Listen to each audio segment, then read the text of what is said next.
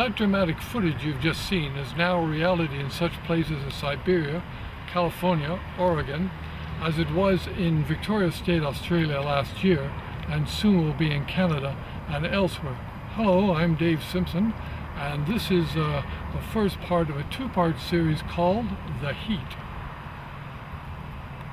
We live in interesting times. 2020 has changed the way you and I live and die. Our forests are going to be more and more in the news. Let's listen to someone the local experts have to say about our forests, cities, climate change, and fires.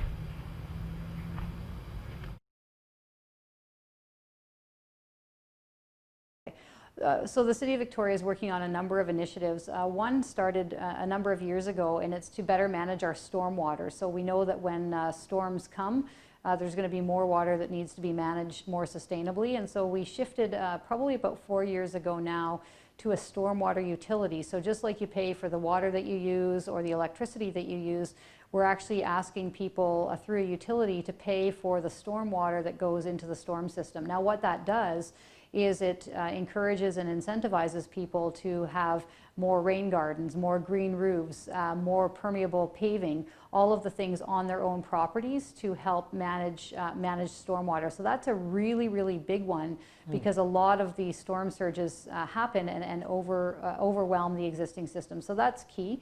We're also looking kind of in a more future-focused way at refining the zoning bylaw so that there's setbacks required from building near the coast. So that's another concrete example. And then speaking of concrete, we know that the inner causeway will need to be redone very shortly. It's failing infrastructure, it's old infrastructure, and so we're going to need to have a different look at how do we build for the future rather than the past. So those are just some examples. Yeah, I mean, the bottom line is, in terms of adaptation, we need to work with nature because nature knows what to do. So the more that we can take nature-based solutions approach, I think the better we'll be in terms of climate change, especially adaptation in the coming years. Okay. Well, it's not, I don't know too much about drought, to tell you the truth. There are certain places where certain trees no longer thrive. But in terms of running out of water, thankfully the Capital Regional District a number of years ago purchased the Leach watershed. Okay. So even with population growth and climate change, we have a very healthy water supply. But certainly there are areas of the city and of the region that experience more stress in the ground than they have before, but not in terms of running out of drinking water. Well, I think as part of the globe, I mean, in the city, certainly we are seeing hotter summers, but I think it's more a question of climate rather than weather. And I think that we all, every single human being on the planet, cities included, and in fact cities leading the charge, need to do everything that we can to prevent the temperature from hitting that 1.5 degree threshold.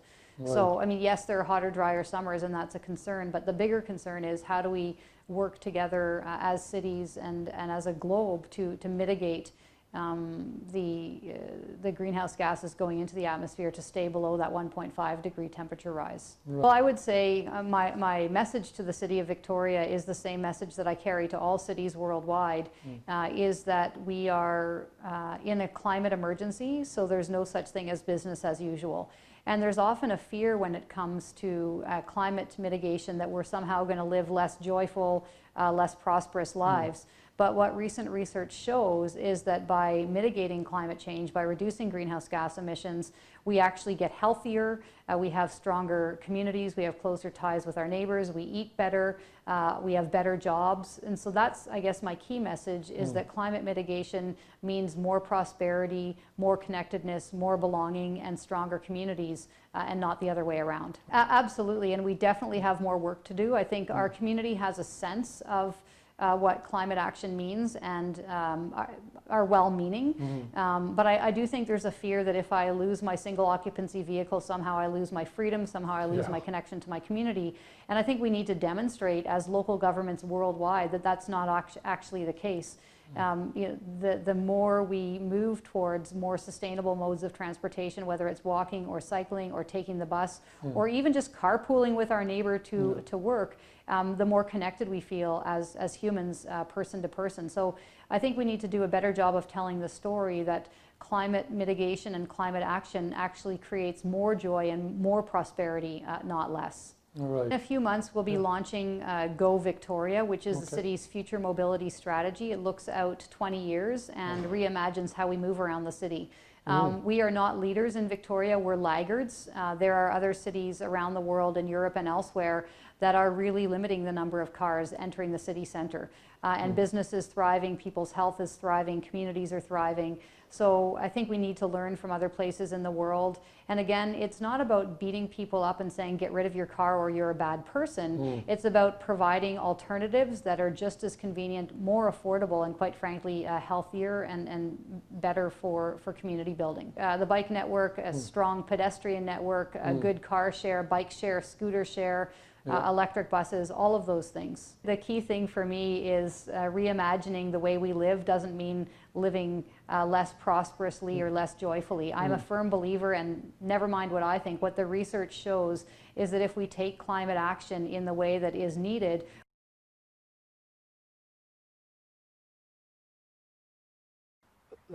first of all, let's make it clear to the listeners that climate change is underway and it's accelerating.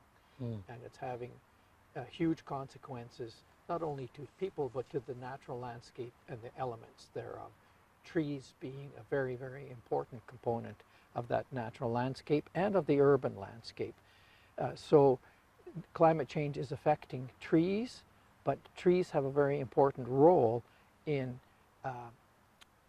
mitigating and adapting to climate change. So the first thing to understand is that about 20% of emissions to the atmosphere are the consequence of deforestation or forest degradation, which is not that we're just removing trees, which is one thing, but we're also creating situations where the trees grow, that they don't grow as well, they die, or they grow poorly, and hence don't play the critical role of trees in forests, in natural ecosystems, which is photosynthesis, which is to remove carbon from the atmosphere, as all plants do.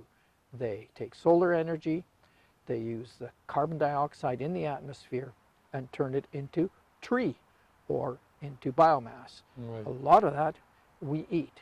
So Victoria is very blessed to have a wonderful urban as well as rural tree cover. In fact, the west coast of North America is blessed in having forests and trees that take out carbon from the atmosphere, but also store it not only in the trees, as you can see around us, but also in the forest floor. Some of the highest amounts of carbon stored in forests occur here on the west coast of North America, as well as in the Victoria area. So we're blessed. Right. At the same time, we have enormous responsibility to make sure that this incredibly rich forest, with its role in taking carbon dioxide out of the atmosphere and keeping it in the ground or in living tissue, so living carbon and dead carbon, that we don't, that we take our responsibility seriously, because the whole world needs us to do so. Right. As I mentioned earlier, 20% of emissions are the consequence of either removal of trees or the degradation of the forests or the trees themselves. So In the broad sense, the city of Victoria, for example, and Saanich municipality, so here we're talking broadly speaking, in Greater Victoria, or usually when I talk about this, it's at the Capital Regional District. So you really can't talk about trees within tight municipal boundaries. You have to talk about them in terms of a landscape, and that would be the regional district. Are they taking it seriously? Yes, they're very concerned about trees, broadly speaking, although there are blatant examples of the abuse of the importance of trees in forested ecosystems, and we can talk about some of those. But in the urban environment, for example, the City of Victoria people are aware of the health of their trees. They monitor the health of their trees, and they have a plan for replacing the trees, and they recognize that climate change is impacting certain tree species or ornamental trees in the city. But again, it's not just trees in the city specifically, but in the broader area. And so there we have to look at issues such as, are we managing our forest and tree resource appropriately over the large landscape? I think it's also important for people to recognize that it's not just the tree in your boulevard or in your backyard. Trees, and you may not know this, are linked underground by fungi called a mycelium to each other and to all the other plants. In other words, trees are much happiest in communities just as humans are. Right. So when we start thinking of individual trees, we miss the point completely. Yes, those are key elements of the bigger picture, but we have to think about the tree community, but not only the tree community, but the tree community and its understory and all the other creatures that depend on it. So when we talk about trees and climate change, we're not just talking about their role in climate change, but we're talking about their role in all the very other important things they do, which is habitat, mediating water coming down into the ground, whether it comes down suddenly and causes floods in urban areas. As we know from Toronto, their subways are flooded when they get too much rain. Well, if they had a wonderful tree canopy, it would be intercepted and be much more slowly work its way to the ground. It would penetrate the ground and sit around there for a while because the ground is a sponge, and then be slowly delivered. So trees have these tremendous roles that are much, much greater with respect to climate change and other values than just taking carbon dioxide out of the atmosphere. I'm not sure about what the factors are, but if you look out at the landscape in the Victoria area, you will see that many trees are not doing very well, and some have died. The first thing we have to think about is there enough water for the trees that are growing here? We already know that the western red cedars are doing very poorly, almost certainly because of lack of water and demand for water in the dry months of the year, so August and September. So there is a direct consequence of climate change on the trees. Now, if the trees are stressed because of moisture issues, then they are more likely to be susceptible to insects and other pests and diseases. So I don't know what's going on, but if you take a look at our urban landscape, not so much the trees in town, but in the natural areas around town, you'll see they are not doing very well. The cedars for sure, some have died, the tops are dead. Most of them, unless they're in moist situations, are going to die because of insufficient water. Douglas firs, which you look around here, we have a lot of Douglas firs, we have cedars.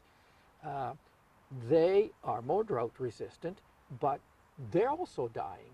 And some of them may be dying or not very healthy because they're on very shallow soils over rock, and there's simply for them not enough water in the dry part of the season, which is now and into September. Others may be dying because they're budworms and other bark beetles get a leg up, or in their case, several legs up on the trees. And part of the other thing is, of course, our degradation of them, where we fill on their roots, for example, compress the soil. We dig their roots out to build a house, not understanding that the roots go way out there. 3 times, I've heard 3 times the height of the tree. So chopping the roots off doesn't help the situation, it stresses the tree. So changing stresses because of changing climate also exacerbates the response of the trees to pests and diseases. So you mentioned water. The trees are good for retaining water. They're not taking water away. They help store the water. So if you can imagine, you have a pavement like this. The water falls on it in a heavy rainfall event, and it's gone, and it goes to a stream. We don't see it again. If you have tree cover, that water works its way through to some is lost from the trees themselves, but most of it works its way through into the ground, infiltrates, goes into that ground, and the ground behaves as a sponge. and holds that water. Also, the tree canopy keeps it cool here so it doesn't evaporate as quickly from the ground surface. And slowly that water is delivered to us. So those people who've been here for a while know that our water actually comes from a forested watershed. The best water we can have, the best guarantee we have of having good, clean, and abundant water is to have a healthy, tree-covered watershed. In terms of water availability over the year and up into here, up into this time of the year, many parts of southern Vancouver Island have water issues because there wasn't very much water through the winter coming into the dry season. For Victoria, they gather the water in the reservoir so that there's plenty of water there, stored behind that dam. But in many places, like Lake Cowichan, for example, there are really serious issues with water, the Cowichan River and others. So on the natural landscape and where people are drawing water from that, there are water issues, yes. On trees, but if we think about what the ideal circumstances for us to have here and in the broader global picture, we want as many trees and as much tree cover as possible. Yeah. Southern Vancouver Island is not experiencing depopulation, it's experiencing an increasing population. Yeah, people coming because people are coming here from other parts of Canada and other parts of the world. And I've lived here since 1980, and I can tell you there's a heck of a lot more people. And I'd have to say, unfortunately, people who don't appreciate or understand the role of trees. What is the role of technology in our adaptation and mitigation? And the answer to the question of technology is we are now dealing with beyond technology. We are dealing with global ecosystems, the way the global systems, the atmosphere, the ocean, the geosphere, the biosphere. That's right. Yeah. Believe me, we are not going to find a technological solution that will resolve what we're doing to this around us. Right. If we attempt to play with technology at a global scale and we make a mistake, can you imagine if we mess up the atmosphere, which we are already influencing in some way that's not predictable? What will the consequences be? We are not some great superpower in being. You and I are like the ants. We may be bigger, we may think we're smarter and can do things better, but in fact, we're just elements of these basic global systems. And believe me, technology is not the solution, nor escaping to the moon or Mars the solution. We need to resolve this in our own world, in our social sphere, which is us, in the biosphere, respecting them all. I mean, we now talk about respecting the cultures and First Nations and whatever. Well, we're not respecting the forest. We don't respect the atmosphere. We don't respect the hydrosphere and the water. We just take and take and take. And that taking is over because our taking has now disrupted the basic systems of the earth. Right. Technology is not the end. People want to know what to do because they're aware about climate change. They want to do something that matters. Yes. And there's a number of things that we can do, which a fire is among one of them, managing for fire. But let's just start with the most important at the top. The first thing is to keep our trees and forests. That's number one, because today they're storing carbon and they're actively taking carbon out of the atmosphere. So everybody will talk about these little things that they can do in their communities, but the big picture thing is keep the trees and the forest, especially the old growth one. Number two is, and there's a wonderful paper just came out in the journal Science a month and a half or so ago that showed the potential of trees for pulling carbon dioxide out of the atmosphere. Yes. Very important paper. How much could be done if we restored our forests? So keep what we have and keep it healthy. The next thing to do is plant trees. Okay? Yes. The third thing we can do is then manage our forests and our forested stands. And fire is one of the issues that we can manage for.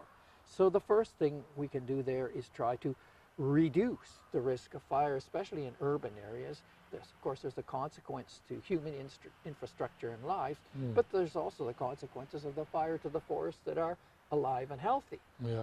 So British Columbia has a wonderful program called Fire Smart, and people can go Google Fire Smart in British Columbia and find out all kinds of things that they can do relating to fire, such as clearing out the understory just around their houses. So if they start a fire, it doesn't take off into the woods. Right.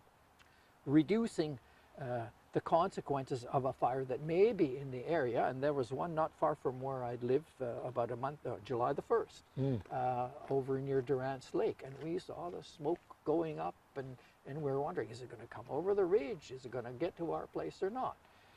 So we then need to be aware of those kinds of issues and how you can make sure that the fires don't spread, compartmentalize them on the landscape. And of course, the first thing is behave yourself. Don't throw cigarettes out. Don't have campfires.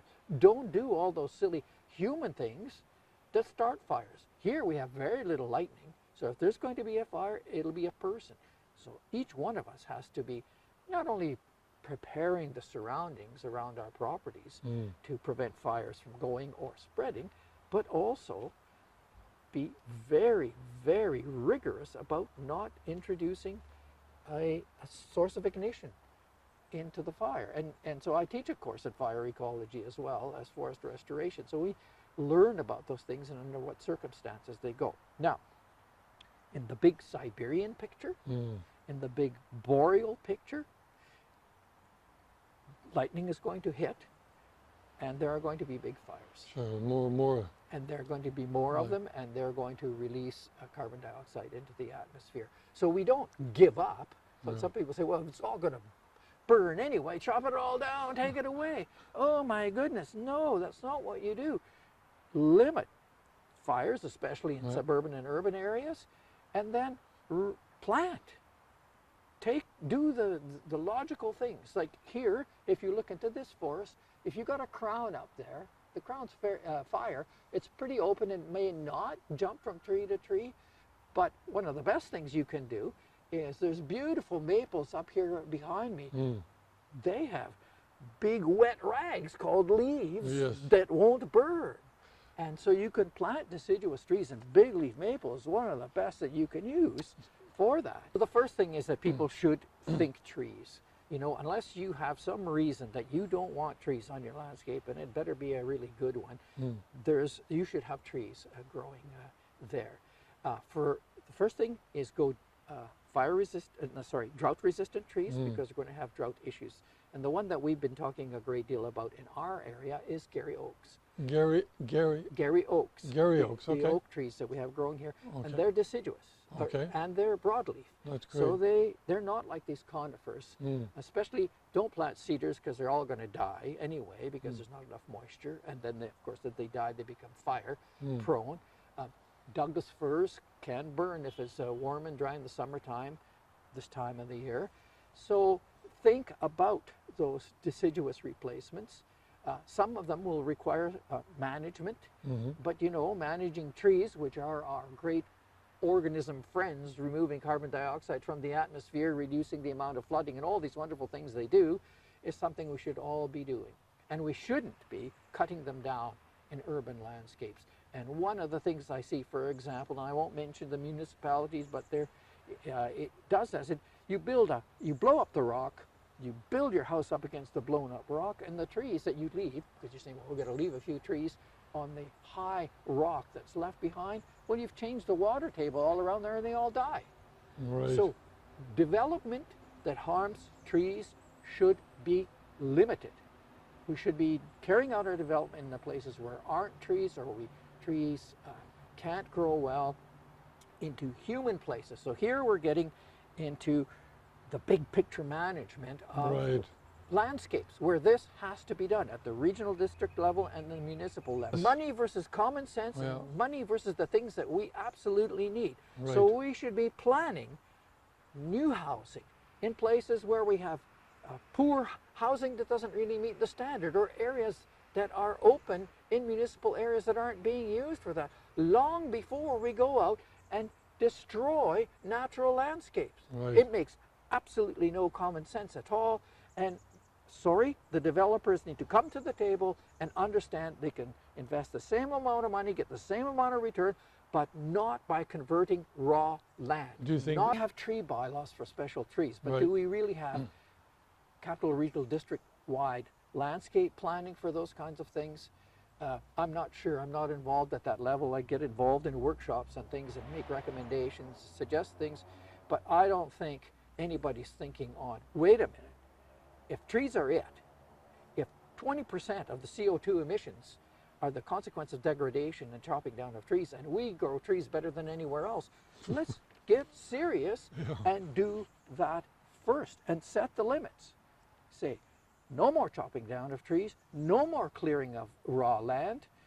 I mean, it makes no sense also because you don't have to build new infrastructure if you do it within the core. So Saanich, for example, has an urban containment boundary, which is a great thing. You say, okay, this is where we're going to do stuff in here. But even in that containment boundary, let's keep the trees. People will appreciate trees if they live next to a tree. Right, exactly. If they see that tree and see what it does for it, and don't view it as an enemy, but view it as your greatest ally in going forward in a time of great uncertainty where we are going to cross all these boundaries that we're talking about, and we need to have the greatest network of support for not only ourselves and the basic processes which sustain us, but also for all the other creatures that live on that landscape. But I'd like to kind of do a summary, which is to Sure. kind of reiterate the value and importance of trees, not as individual trees, but as part of living ecosystems. They, like humans, are happiest and healthiest in their community. And their community consists of all these shrubs and all these different tree species and the fungi and the soil. So let's understand that trees are important in terms of mitigation, which is removing carbon dioxide in the from the atmosphere, and also in keeping carbon in the ground and in living tissues. Let's also then think about the fact that there are tremendous opportunities to have more trees grow than we have, not just in our parks, but in the urban landscape and in the suburban and rural landscapes. And so we should be planting trees, or where there are young trees, encouraging their growth through appropriate management, such as fire smart, removing invasive species, not cutting the land so that there's excessive drainage for it. So there's lots for us to do. And that we as individuals can first of all think about this bigger picture and insist that our governments and other non-government organizations think about the collective landscape and the pieces of it that need to contribute to this adaptation to this enormous challenge that we're facing. And then secondly, as individuals, think about what we do. Don't chop your tree down if you don't have to. There's got to be a really good reason, right? If you've got a vegetable garden, maybe so. If it's because I don't want to rake the leaves, that's not an excuse for taking a tree down. Or I want to see the sea better. That's not an excuse when we face this enormous challenge. So don't be selfish. Contribute collectively to the collective from the individual. So we have to get from this idea from the individual rights to this collective responsibility that we face. And in the world of the trees are part of that. They're part of us. And then one other thing is we grow trees here just as well as about anybody on Earth. So if we're going to look to where it's going to be done, it's going to be done here on the coast of British Columbia in Canada. So Opportunity and responsibility, and we on Vancouver Island have a very, very high calling to do that because of the potential, and not only the potential, but the reality of the forests that surround us. I recently learned, and I don't know why it took me so long to hear this word, the word called eco-despair. That we are not only changing the climate, we fouled our nest And our future is catastrophic. We're going to face some catastrophe. With all due respect, people are misinterpreting what the consequences of climate change, for example, is. It's not going to be one ginormous earth-consuming catastrophe. It isn't. Not Hollywood. We are, in Canada particularly, have enormous opportunities to adapt, to produce more food, to live in harmony, to live as a part of, not apart from, nature, right? There's huge opportunities for work, for thought, for social, intellectual advancement and ecological advancement, just in dealing with this issue. And this is true around the world. So yes, we're going to face some really major challenges. There will be some catastrophes here and there, floods, fires, whatever. But, you know, these ecosystems can adapt. We can adapt by wise thought and choice, so of what we do. So for the young, I say, you know, talk to your parents, talk to the elders, and change the way we think about what's important in the world. This will only be good for all of us. Right. And then begin acting in terms of those things we already know. There's no magic about what to do. We know what to do. It's getting the world, those who control the levers of the world, to change. And with all due respect, Western corporate capitalist approach to the world is not the answer. Right. It doesn't make you happy. If it makes a very few people happy, some end up living in misery, some die, and others live marginal lives. You and I are the same age, about. Yeah. When we were young,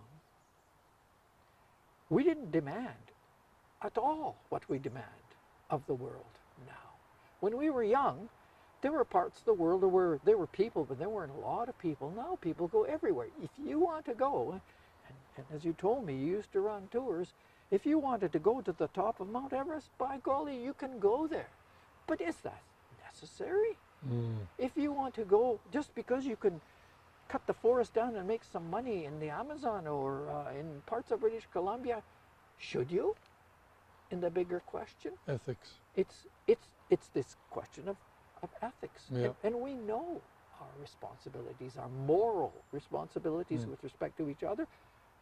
And think about all these other living creatures. And I have a term for this that I like to talk to people and put in their heads so they can wrap around it. And the term is biocracy.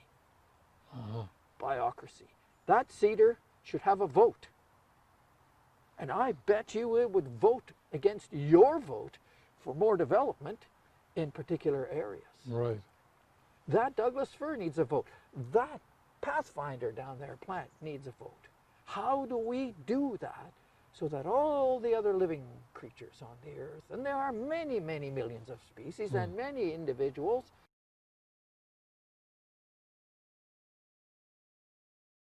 Yeah, so I've researched bark beetle outbreaks for the past 15 years, specifically mountain pine beetle, which is a native insect to the pine forests of Western North America, and trying to understand how both climate change as well as decades of forest policies have created forests that have become amenable to large-scale outbreaks of bark beetles.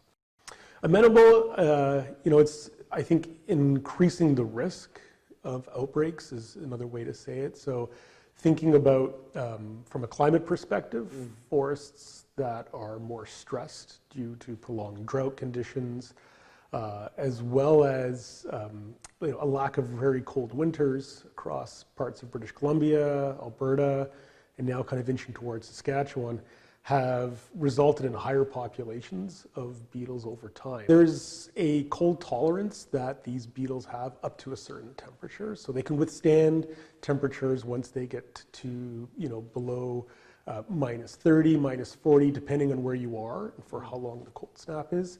And once it gets to a certain temperature, they can no longer withstand that, and so their population, they have a very high mortality rate at very cold temperatures. So a lack of cold temperatures in the winter is resulting in a lack of mortality, and then population numbers increase. So what happens is you need basically an onslaught of beetles to kill an individual tree.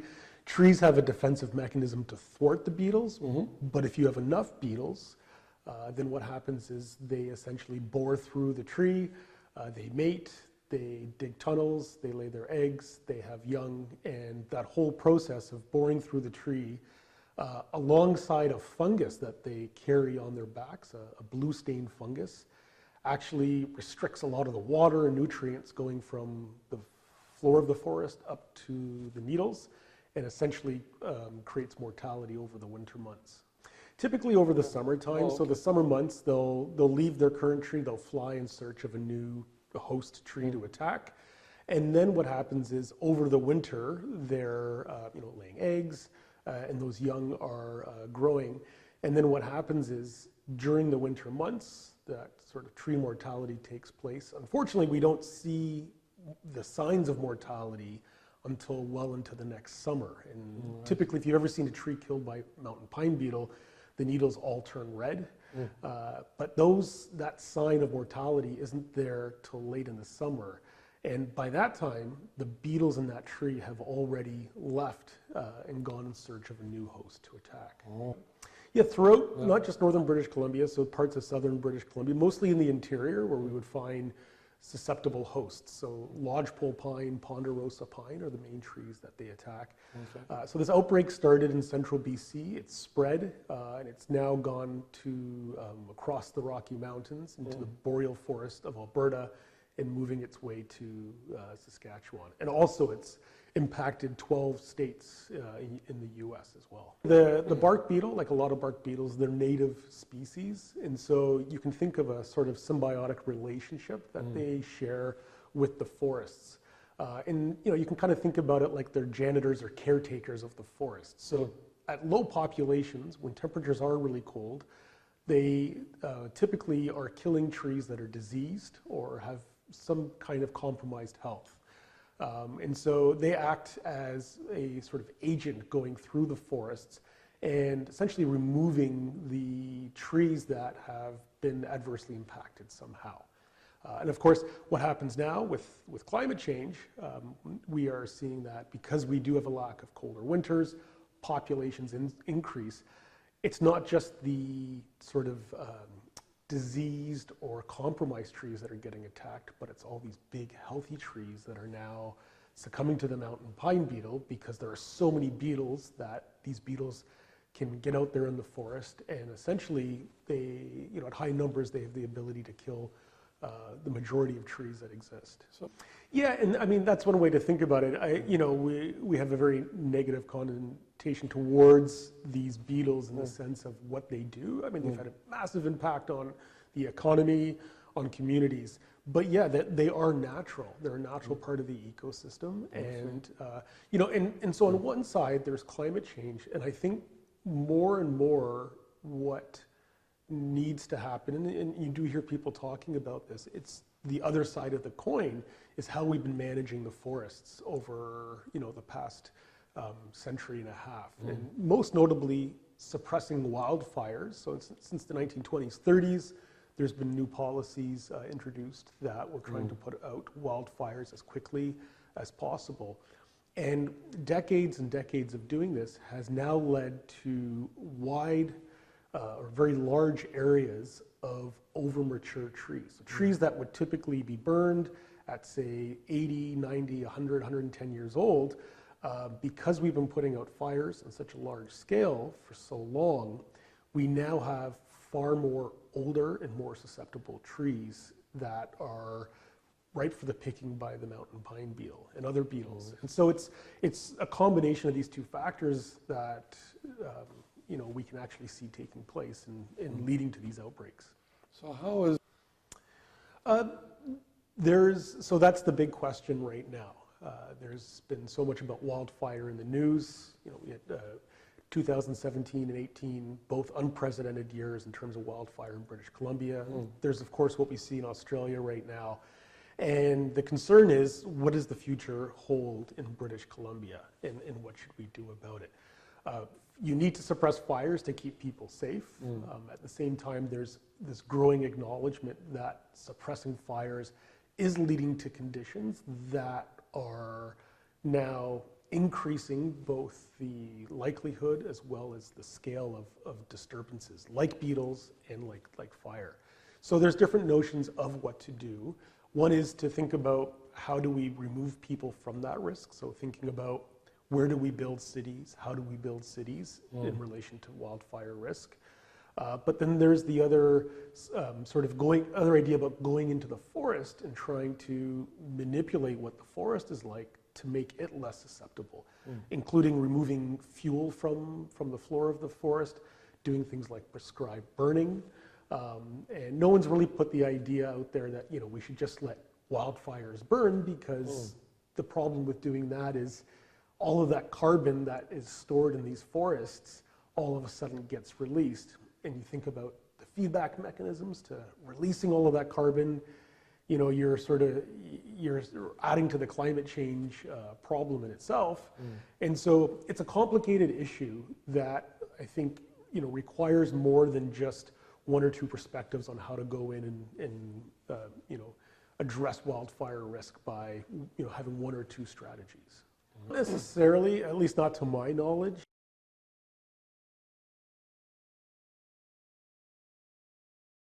Well, hopefully, but I think that we've, as the public, if we're counting on the government to see action, don't hold your breath. That's why I'm saying we need to act now. We don't have a lot of time. We have to really start acting like there is a climate emergency.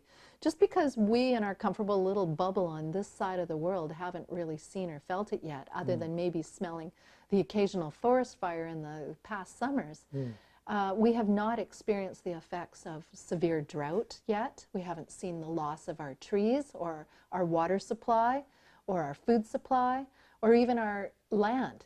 I mean, there's countries that are going underwater because of climate change. There's other countries that are burning to the ground. There's food shortages due to, factory farming absolutely destroying land. Instead of making it more productive, they've made it less productive. So all those things are leading to the big cycle of what we're doing here. We're cutting down our old growth forests, our carbon sinks are being cut, like we're cutting down our old growth trees to put in garden sheds and infill housing. Like, we have got to realize that we have to work with nature, and trees are one of the ways that we can immediately have benefits from. It's like a tree is one tree, like one mature tree does the work of over 200 saplings. In fact, it's thought that 200 to 400 saplings is the equivalent of one mature tree. And yet we seem to think that, oh, we'll just cut it down, it's old. But trees can live 500 to 800 years. And the benefits of those trees, the amount of work that they're doing compared to a little sapling is ginormous. I mean, trees sequester carbon. They help filter stormwater and absorb extra stormwater to prevent flooding. They are known for calming, having a calming influence. They act as air conditioners, like in the summer. Where do people like to go? They like to go under the shade of a tree. Right. And in the winter, they prevent winds, from the full onslaught of winds. Like, trees are magnificent in what they do, and they're home to about 10,000 living species. So they are a whole ecosystem to themselves. And they're an unpaid, hardworking, pension-free part of our workforce, and they don't get thanked. Right. Yeah, right. Right. So we really need to be just starting by maybe even looking, if you're a property owner in your own yard, is there a place where you could plant a tree and you could ensure that it survives and thrives?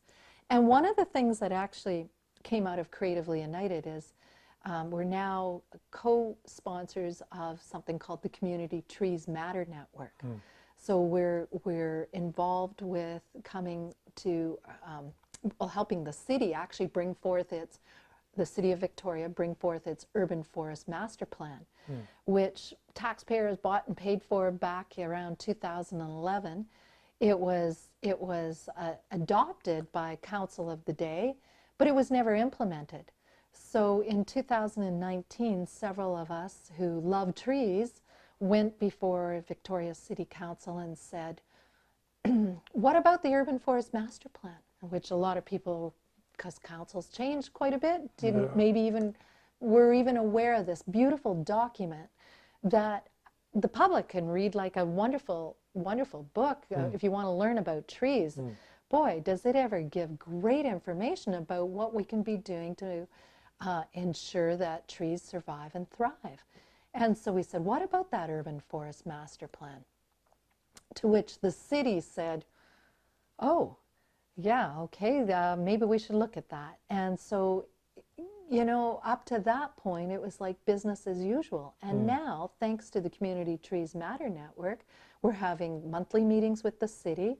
We've already managed to get budget and a Urban Forest Master Plan coordinator behind it so that it can be implemented now. We've got changes to tree bylaws that have happened. We've got the city pledging to plant 5,000 trees and following the UN challenge. We've got events happening around trees, awareness happening around trees, and the city has actually put it on their #1 priority of their climate action plan to say City of Victoria. City of Victoria. Right. Trees are on their climate action plan priority list. Great. Yeah. Good. And you know, that's from a group of dedicated individuals just saying, we love trees, what can we do? And then the public having their outcry when, for example, there was a couple beloved trees on Humboldt Street by government, beautiful, beautiful trees, mature trees that got cut for a change in that intersection. And the public came out in droves about that. On Facebook, I believe in one day there was like 1,000 people commenting on those trees. And then the media picked up on it and it just went viral. So then those are the kind of things that from public-led action can really make a big difference. Now we're forcing our municipal councils to take a closer look at what they're doing with trees. I have lots of thoughts about trees and about this area, and that's one of the reasons why I started Creatively United, because I was seeing the loss of our trees.